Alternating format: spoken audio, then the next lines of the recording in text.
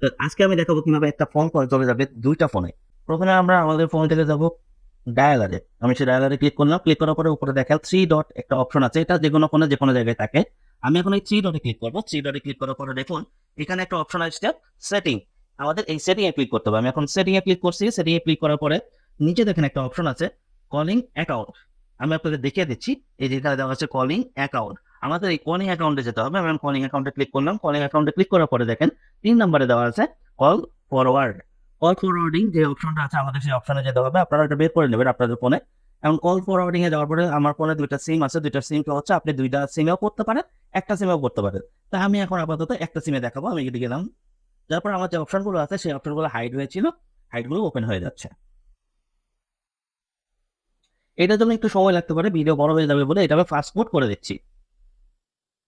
এখন দেখেন এখানে 4টা অপশন ভিজিবল হয়ে গেল।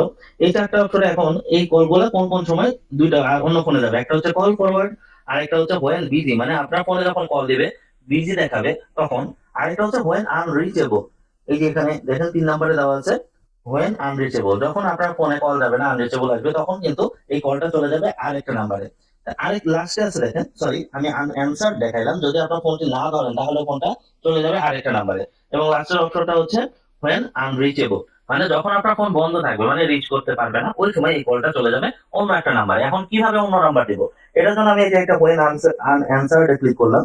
when answered পরে এখানে আপনি কন্ট্যাক্টে দেখতে পারেন, এখানে ফোন নাম্বার দিতে পারেন। দেওয়ার পরে সেভ করলে হয়ে যাবে। মানে যখন এই 4টা পরিস্থিতির মধ্যে যখনই আপনি একটা পরিস্থিতিতে পড়বেন এবং সেই পরিস্থিতিতে যদি কোনো নাম্বার দেওয়া থাকে ফরওয়ার্ড হয়ে আরেকটা নাম্বারে যাওয়ার জন্য, তাহলে ওই পরিস্থিতিতে আপনার কলটা চলে যাবে ওই নাম্বারে যে নাম্বারটা আপনি দিয়ে রাখেছেন।